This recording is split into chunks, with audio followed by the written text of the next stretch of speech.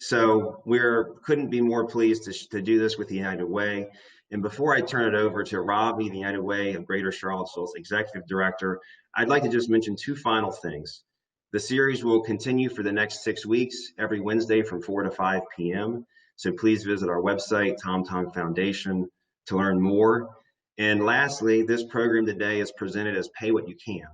So all donations received through this will go to the United Way's COVID Recovery and Resiliency Fund, which supports families in the Charlottesville region.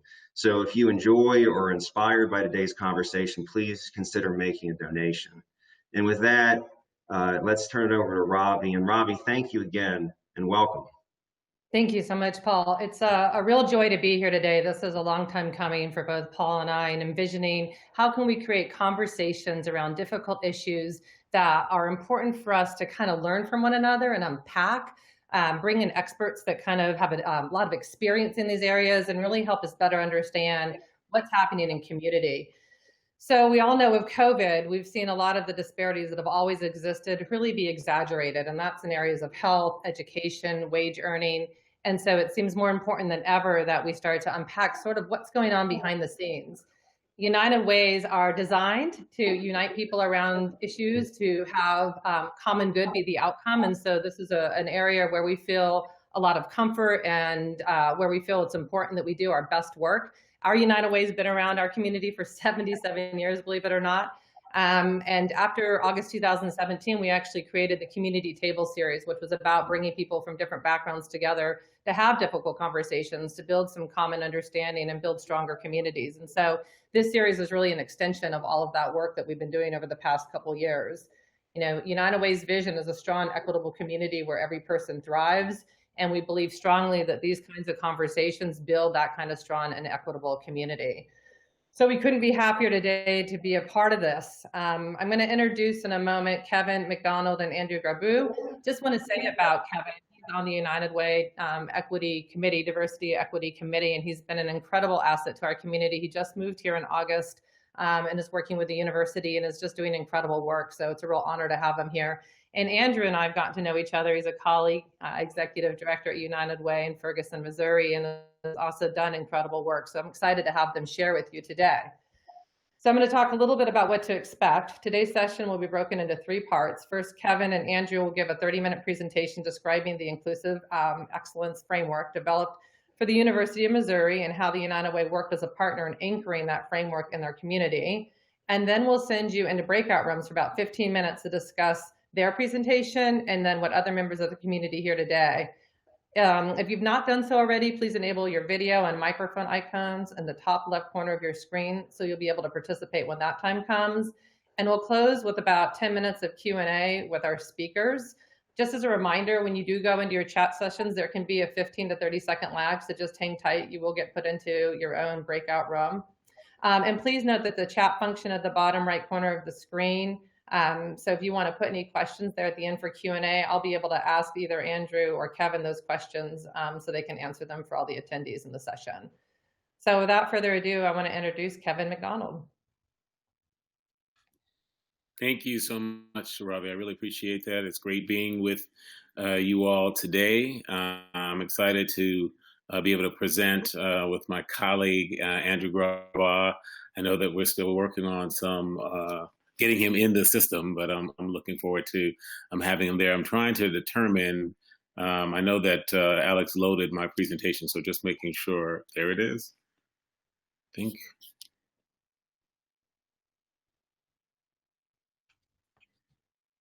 Perfect.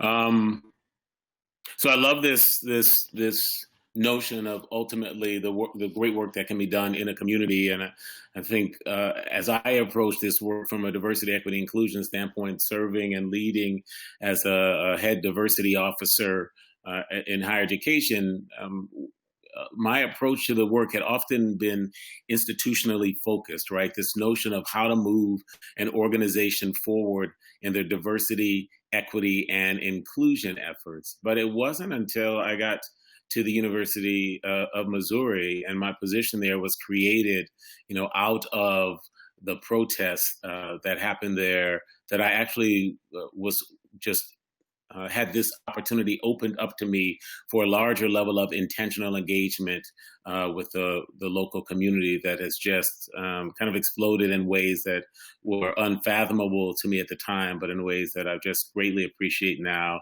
and have brought with me here and utilizing an opportunity to partner under Robbie's leadership. So let me just kind of think about and provide you with a bit of context as to kind of how I got to and arrived on that aspect of a journey. One of the important things to think about is that when things happen locally, regionally, nationally, and globally, there are often an opportunity for people within organizations to think about their own lived experiences, right? It can kind of well up passion about certain subject matter, passion about social justice opportunities, particularly in diversity, equity, inclusion space, and a desire to do something about them. And that is really what happened in Missouri. We had the death of Mike Brown in Ferguson, Missouri, at the hands of the police there, that really caused not just a community to protest and get involved in activism, but also caused constituents hours away, even in Colombia, Missouri, and students there that wanted to really provide a level of support to that community in Ferguson there in St. Louis. And students traveled down to Ferguson to really just help support the community that was just going through trauma, that was really hurting, that really needed healing, and really benefited from support. But they also started to reflect on their own kind of lived experiences and started to recognize that things were happening to them, even as students at the University of Missouri, particularly African-American students. But it's interesting because these are one of the sites that you would have seen during that time in Ferguson during the protests that happened in the aftermath of Mike Brown's death.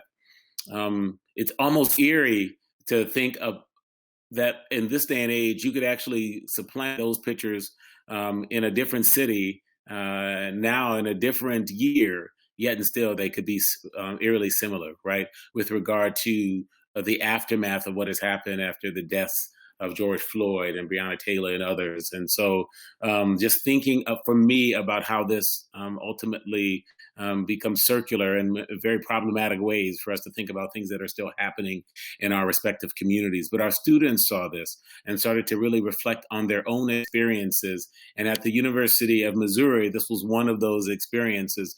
The students kind of recounted times in which they would walk past what you see here is a picture of a Black cultural center, and flung in front of the center are cotton balls, right? A clear reference to kind of picking cotton, a clear reference to the Black community, and also a reference that as the students started reflecting on their experience there, made them irate, made them incredibly upset. And the students protested, and they wanted to and tried to engage the university administration actually for 2 years prior to the protest that happened in 2015, November 9th, to be exact. But that engagement was really to no avail. They were not met with. They had meetings that were set and canceled. Nothing was done to their satisfaction. So they felt that they were at a tipping point. And so they protested, and it came to a head at the homecoming parade, where the students formed a human chain in front of the motorcade that was kind of passing by, and in that motorcade, particularly the front and first car, was the president of the University of Missouri system, and the picture that is often shown is a picture of that president looking indifferent, looking away, not engaging with the students. In fact, at one point during their kind of human chain across and blocking the roadway, the car actually hits one of the students, right? Taps one of the students. Subsequent to that, another student goes on a hunger strike, right? And ultimately says that I will not eat again until the president of the University of Missouri system and the chancellor of the University of Missouri campus resign. And then the football team wanted to take it a step further. So in 2015, the football team at the University of Missouri was rated in the top 10. They were about to play Baylor the following week, which was ranked top 5, and they boycotted. They said, we will not play. We were going to stand in solidarity with our students. There are things happening in this world now that bother us enough and connected to our own lived experiences that we want something done about it. And it was at that point in time when that economic interest of the university was ultimately in play that the president of the system and the chancellor of the university resigned. When I got there, which was about less than a year later, my position was born out of the protest as one of the demands. And by the way, between November 9th of 2015 and December of that same year, over 80 demands and protests took place on campuses across the nation. But when I got to the university, I was asked in charge to create a strategic framework. That was one of the kind of desires of the institution. How do we integrate this work into a type of strategic framework? And again, my experience heretofore had been organizationally, internally focused. And so I introduced a framework to the institution that was called the Inclusive Excellence Framework, and to the system made up of 4 institutions that represented 75,000 students, 16,000 staff, and 7,000 or so faculty. And this framework was born out of the Association of American Colleges and Universities, and it was a way to kind of think about the integration of moving diversity and inclusion from the margins of being a moral imperative of doing the right thing within an organization to this notion of what gets measured gets done. And so, hey, Andrew, it's great to see you. So we moved that framework and got it integrated into the university's core functioning as a system. And I was taken out to lunch about 6 months after I arrived there and after the framework had already been implemented. And I was taken out to lunch by leaders in the local community. And these were leaders, heads of banks and the mayor and head of the Chamber of Commerce, superintendent of schools. And they said, look, this is a get to know you lunch, but we won't let you leave here until you give us a bold idea, because we wanted to express our frustration that when the protest happened, we were chagrined because we wanted to roll up our sleeves and do something to help move this important work forward. But we felt that the university wanted to insulate themselves and keep their stuff in-house. They didn't partner with the community. And so we want you to give us a bold idea of how we can do that moving forward. Mind you, at the same time that I had gotten there, the NAACP had just issued a travel advisory ban for the entire state of Missouri, right? They didn't want you to fly, to walk, to run, to anywhere across the borders of that state because they felt it was so bad with regard to race. So I really didn't have anything and pitched this out just maybe as a way to kind of leave that meeting unscathed, relatively unscathed. And I said, well, you heard me mention this Inclusive Excellence Framework. What if we rewrote the framework and rewrote the framework, removed the higher ed references to the framework, and allowed it to serve as a backdrop for our city, for our community, for our county there? What if we became the nation's first inclusive excellence city? They didn't laugh me out the room. They thought that it had merit. And they connected me with designees in their respective organizations, and then it just exploded. We had 100 organizations develop their own inclusive excellence plans. We moved those plans to kind of focus on these areas, right? And those areas are access and success, training and education and climate and intergroup relations, community engagement, and lastly, the organizational infrastructure. These are all just ways to support constituency to the organization. So access and success is talking about the pipelines to the organization, and then those successful pillars that can help those constituents that you serve, whoever they may be, from staff to students, to whoever they may be, navigate their experiences more often with success. Training and education is dedicated on building the competencies within your organization and helping you to better serve and move the organization forward. Community engagement is exactly what it seems to suggest, right? This notion of building stronger relationships within the community partnerships, climate and intergroup relations, the perceptions of your organizational environment, and then your organizational infrastructure is just focused on your policies, your processes, your practices, and the people that make them go. And the last slide before I turn it over to Andrew that I wanted to say that I think is really important is that the communities said that these were the pieces that were important for them to really engage in this work. They didn't want to be informed about this work or consulted, but they wanted to be involved, collaborated with, and empowered to be true partners to make a difference. What made this framework in Colombia, what made it actually grow, even when I came here to the Charlottesville area, actually adopted across in unprecedented fashion,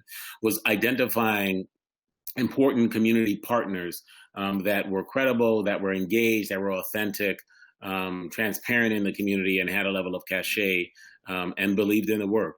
And for me, that was one of the main community partners for me was the United Way in Columbia, Missouri. And I'm really grateful for the partnership and the collaborative spirit of Andrew Grabau, and how he was really intentional in using this metric-driven approach to move not only the United Way forward, but actually galvanize a community. The last thing I'll say is it's because of the work of Andrew that we also had cities like Chicago, Lafayette, Louisiana, Knoxville, Tennessee, and Athens, Georgia, send contingents to little old Columbia, Missouri, because they wanted to replicate that work here. So I just want to thank Andrew, turn it over to Andrew to really talk how he made meaning of that work. And really, it has grown. We've carried the work out here. Ravi has been an amazing partner for me, but a lot of that was born out of the collaborative spirit that I saw with your leadership. Wow. Well, Kevin, first of all, I have to apologize for some of the technical difficulties that brought me in late in the middle. But as always, I'm just inspired by the words that you shared, and then also I feel incredibly humbled by them as well. Please let it be known before I go into some details about United Way's work here in Colombia that it truly is your leadership and the invitation that you extended to us to come under your vision and to really move things forward. So without you, none of this would have been possible. So thank you very much. And I'm sorry I don't have a real opportunity to do much of an introduction, but I do want to just thank everyone for this opportunity to speak with you as well and to share just a little bit about the background that United Way encountered in 2015 with the campus protests, and also just share a little bit about some of the work that came out of that and where we see ourselves kind of going forward. So, so during the campus protests in 2015, the university was obviously, I'm sure as Kevin noted, was in turmoil and was really battling some important items on campus. And so United Way here really looked at our role as a community convener and recognized that if we could partner with EMU and connect with the city of Columbia as well, we could fulfill our role as community convener and bring the university closer to the community at large. And so, I mean, throughout history, Heart of Missouri United Way, and I know this goes for any United Way in any college community, is a bridge to that institution of higher learning and connecting their faculty, staff, and research to nonprofit agencies that serve in our community. And so we embraced a collaborative spirit really unapologetically from the very beginning with the newly created, with Kevin's new position and the new division. And we initiated an opportunity to hopefully work with them right out the gate. Our focus was really in two areas, an internal look and an external look. So we looked at how we could collaborate with the university and with Kevin's team in a visibly external approach that would bring the community and community stakeholders, power holders together to have greater understanding. And then really look at how do we not only affect change from within, I mean, not only at United Way internally, but also within the nonprofit sector. We recognize that United Way, as a United Way, that we have a lot of power in the community voice, and to help in fostering change around systemic barriers in our community meant that we needed to leverage that power. And so this is true while also recognizing that we're on a journey too, right? And we were in 2015, we still are today. There's still so much to deconstruct. There's still so much to learn.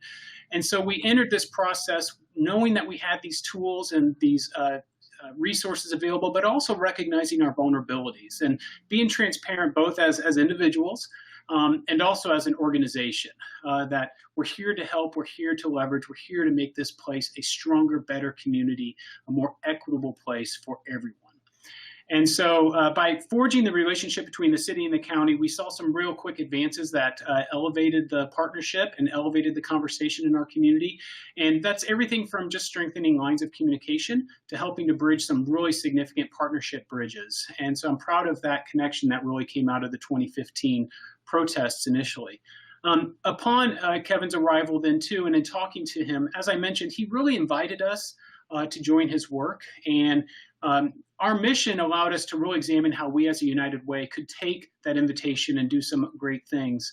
But really it allowed us through his vision to accelerate and to expand our work and to really look at achieving even a larger vision. And so, so with that partnership, we pursued a few programs. One of the biggest ones that Kevin alluded to and started to share was the embracing and adoption of the Inclusive Excellence Framework. And so in working with Kevin and with close colleagues, Ms. Nikki Magruder, who oversaw, at the time was a program called Diversity Awareness Partnership, now is the Inclusive Impact Institute. We created a plan that holistically brought all of our community stakeholders to the forefront of looking at race and beginning a process for addressing racist policies within our sectors. And it was through this effort that we worked with our Chamber of Commerce, local banks, and just really at the forefront of all local industry, and that includes the nonprofit sector. So we all started by saying, okay, let's come around and decide what we truly all agree on, and what are the words, what's the language that we agree with. And there's a document that we call the Principles of Community that we all signed, and it professes our commitment to equity. And it's really important to establish that groundwork for us, because then it allowed us to have this larger conversation. And the larger conversation meant that now that we are all on the same terms, now we have this tool, this amazing inclusive excellence framework that allowed us to then say, now let's use our words and create action plans and strategies for real systemic change, for real change within our work. And so at United Way, we adopted this framework, we incorporated it into our strategic plan. We aligned the various areas of it within our key strategic goals, which helped us in being mindful of how we place equity at the forefront of achieving our own excellence at United Way. We had a real gracious opportunity that Kevin offered to us to help establish a grant program that created capacity building opportunities within the nonprofit sector. And this grant opportunity, at the time when it was first offered in 2017, 2018, I think we thought we were maybe the only United Way in the country to offer capacity building grants around equity. Maybe for pride's sake, I'm going to stick with it that we were maybe the first, but we felt very proud of it, because the key around these grants is that each nonprofit partner of ours had to adopt a key area around the framework to build a capacity building project with it, and to use the funds for advancing the implementation of the whole framework within their work. And so within this first year of this program, we were really blown away by what they accomplished. I mean, for example, we had one agency that purchased a database to gain visibility into their performance along the framework's dimensions. United Way, we didn't accept any of the funds, but we jumped on board in implementing the framework. We hosted a minority women-owned business enterprise business roundtable, created some meetings, and advanced the power of being a community convener. Another agency had training in unconscious bias, and then not only just had the training, but then they measured their increases in competency to make sure that it actually had a positive effect on their work. So we were really ecstatic with those first grants. And so right now we're in the middle of a second grant project, offering this to our agencies again, and we just can't wait to see what comes of it. I will say that, so since adopting that framework and continuing to work with it, we've also done some important things to help change how our agencies and nonprofits work. We work with all of the agencies that receive United Way funds here and incorporate into our certified agreement that they sign for them to embrace the principles of community and to state that they have a commitment to advancing equity in their work. And I think this is really important, because by having this as a leading focus, it really brings forth this intentionality that as an organization, as a sector, we lean into this fight and we figure out how to do it through our day-to-day work so that we could advance equity throughout our whole community. And so the framework has also allowed us to do some things nationally, not just locally here. So within United Way Worldwide, the Diversity, Equity, Inclusion Advisory Council, which one of my a staff member here, I think Rachel's even on this call, is on the council with them, and we've shown them the framework. They've looked at that, and it's helped them in the development of the United Way Worldwide Equity Framework. So, Kevin, so your work and this local work here that we're talking about, has truly helped to inspire not only our community and some of the other communities that you mentioned, but the whole country. Wow. And so, we continue this work today, and in recognizing how we can do this and how we can do more. And in fact, in the wake of the Black Lives Matter protest, in the wake of George Floyd's death, we've started an equity challenge, which is a program that sends one weekly email over a course of 7 weeks. We have over 600 individuals that can sign up. So here's a plug. Anyone on this conference can also sign up and register for it. So the work continues, and it's because of that initial foundation that was created from the framework that we are evolving and getting better. Still have a long way to go, but I really feel good about the work that we're doing. And United Ways can really help in collaborating with universities, with offices of inclusion, diversity, and equity in making some really significant progress. One of the things I would mention too, Andrew, is that I was struck by the intentionality around city government and how even the mayor brought in a city government and their commitment to the Inclusive Excellence Framework and just working collaboratively in the community, and even proclaimed, like, I don't know if it was August 23rd or 24th, like Inclusive Excellence Day, just as a way to kind of really bring the community together. So I think that the thing, an important takeaway about the Inclusive Excellence Framework is that it can be fit and shaped to fit any organization, but it can really be a helpful tool to bring communities together. And granted, it could be some other type of framework, but this notion of having a framework, potentially then centering equity in it, looking at root causes for systemic issues that may be running rampant within a community, and committing yourselves to collaboratively come together, as I think for me, the common denominator of the day. The other thing that should be noted in the Colombia community is that we also came together and developed a path for individuals, right? That you may not be a part of an organization, but they developed a passport program so that if you were to partake in different workshops, they had an amazing globally recognized film festival, that they would be intentional about identifying films that would further your own reflection on your own journey around diversity, equity, inclusion. You would get a stamp on an actual passport. It looked just like a passport. And then they would create these kind of community circles to have conversations about that, the impact on you as an individual, and how it might change your efforts and allow your action to more match your rhetoric moving forward. So again, just this notion that you're only limited by your own creativity and innovation, and just seeing communities come together to try to create that impact, for me, is what is continued to have a lasting impression from my time in Colombia. It also helped me to really believe that any community that really is intentional in that space and wants to come together and has a collaborative spirit can have these synergistic intersections to move this important work forward. Yeah, that's right. Great. Well, I think at this point in time we are done, and I think we're going to engage into breakout rooms, right, Robbie? Absolutely. Yep. So thank you both for that presentation. It's incredible work, and we're hoping that it inspires everybody who's on this call today to think about how you can start to do your own work in your organization, in your community. A critical part of the idea behind this series is to provide you all with the opportunity to dive into the insights offered by our speakers and discuss them directly with other members of the community.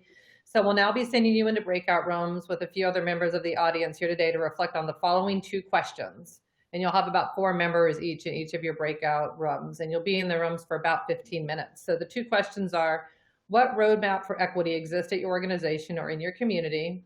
And what aspects or lessons could you take away from the inclusive excellence framework offered here today? Be reminded that in order for other members of your breakout to hear and see you, you must enable your video and microphone by clicking the icons in the top left corner of your screen. With that, we're going to go ahead and put you into breakout rooms. And remember, it will take about 15 to 30 seconds for that to happen.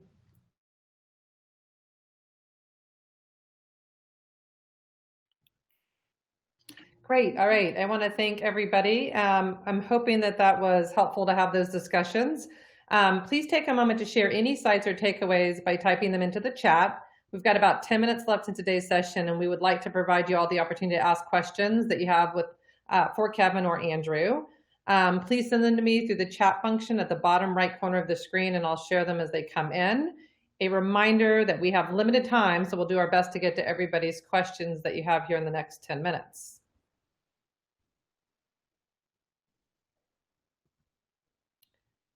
So let's see. Looks like people are making some great connections. That's always nice to see. Yeah, it's true. Let's see. Just looking through some of the comments that are coming in. Yeah, Kevin is a great resource. Yes, an incredible resource for our community. Absolutely.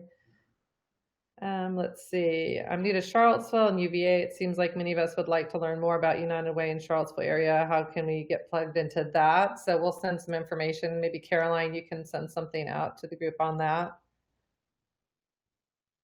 Any questions specifically for Kevin or Andrew on the process that they shared today, or some of the challenges, or some of the really kind of cool outcomes of the work that they did together? We do have some toolkits that may be helpful. I know we have them at the state level. They haven't actually been, I think, fully released, but we could use United Way as a conduit to share some of those out to the extent that there are, people are interested in organizations that are interested in seeing what both the United Way is providing leadership to around the Inclusive Excellence Framework here, but also that's being adopted at the state level. So if you are interested, happy to get those to Ravi and she can share those out. We have them in K through 12 and nonprofit and community and business and industry, as well as higher education. Yeah. Excellent. And thank you. Kevin, you mentioned it briefly too. Thank you for saying something earlier about the journey and working as an individual.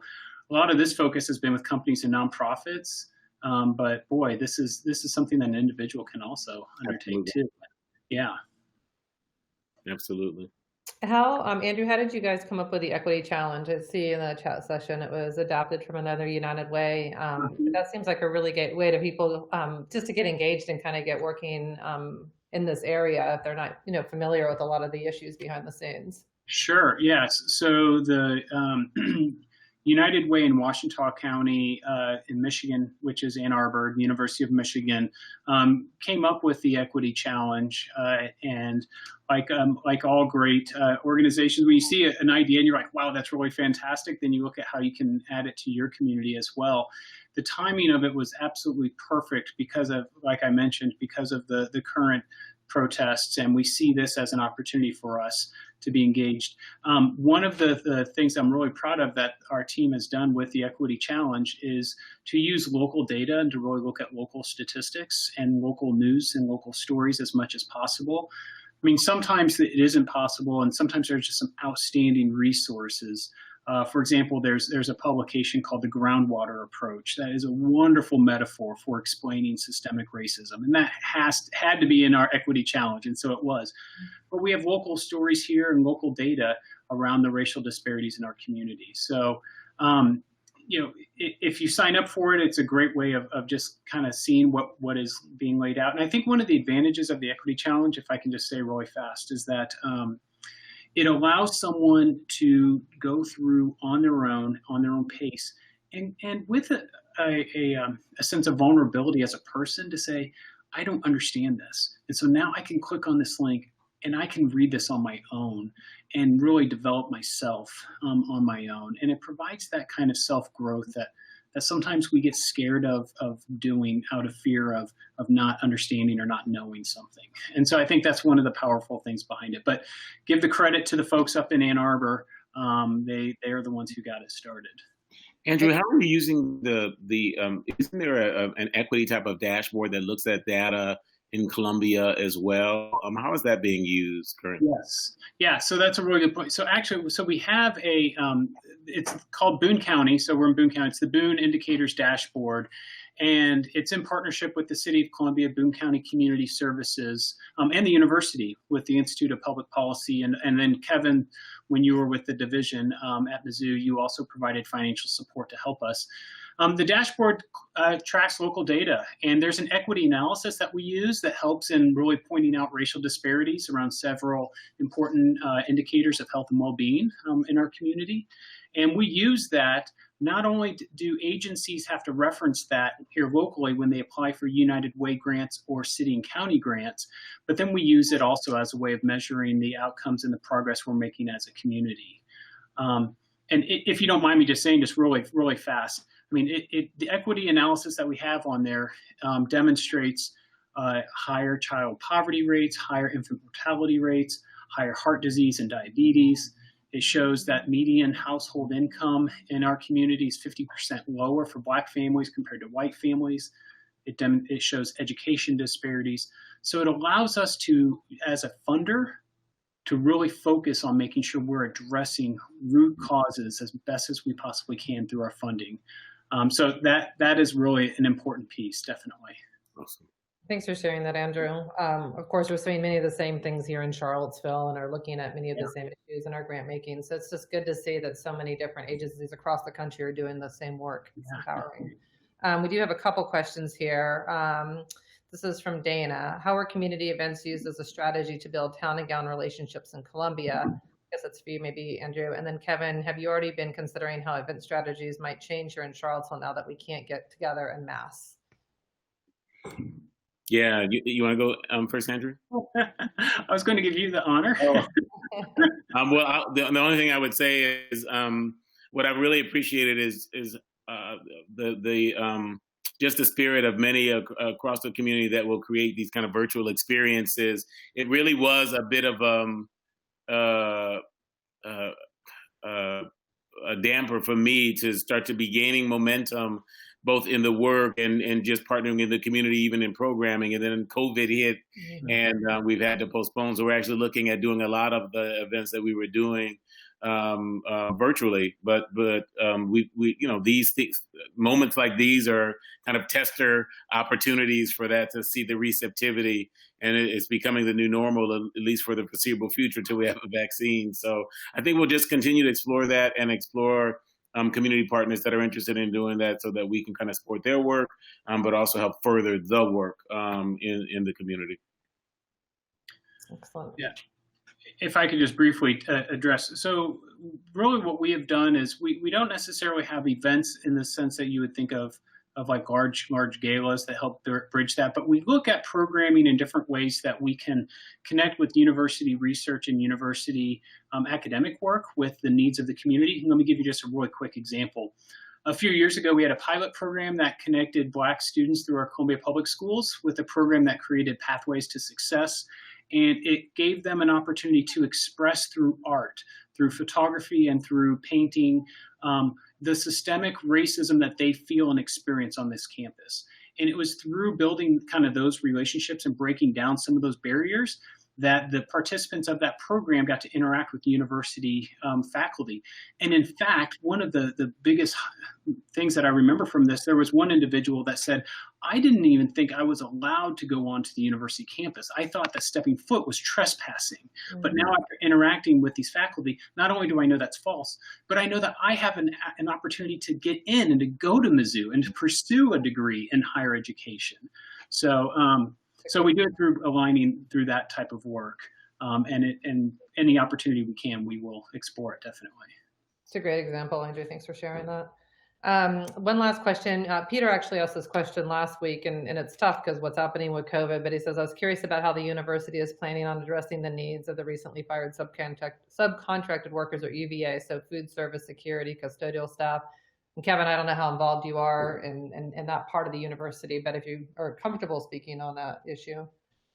Yeah, I'm not as well versed. I know that it was a heart-wrenching decision for leadership, and they were attempting to hold on, they felt as long as that they felt was feasible for the university, and they ultimately had to make that hard decision and communicate that not just to those employees, but of course to the community. So it is one of the things that keeps us up at night. You know, the financial impact of COVID, in addition to now the students coming back, are just creating these important questions, but also the detrimental impacts on constituents. And so, you know, it's challenging. We know it's problematic, and we know it reinforces additional issues that are impacting our community. And it's just tough, particularly when you have an anchor institution like UVA connected to it. Yeah, we saw a lot of employees reaching out to United Way for emergency funding that were laid off, and you know, it's just we're in a very tough time right now in our community. I'll finish one last question. Jim Richardson asked, what sorts of things are in the toolkits? I know the United Way Worldwide DEI Toolkit is something that, Jim, we can email out to you. So if that was your question, we can certainly share that. I don't know if there's anything else you would add to that, Andrew. And then the Inclusive Excellence Toolkit, the toolkit is really just provide an opportunity and guidance if you want to engage this work with your specific organization about how you would do that, how you can look at data germane to your own organization, disaggregate it, see what narrative is telling you, but ultimately how to get started in the areas that you think are most germane to your organization that you might want to focus on, that the framework addresses, right? You may not try to address all 5, but you may say, we're going to really focus on identifying 3 objectives, goals, strategies, and indicators in access and success and climate. And so, yep, that's what the toolkit could also provide for you.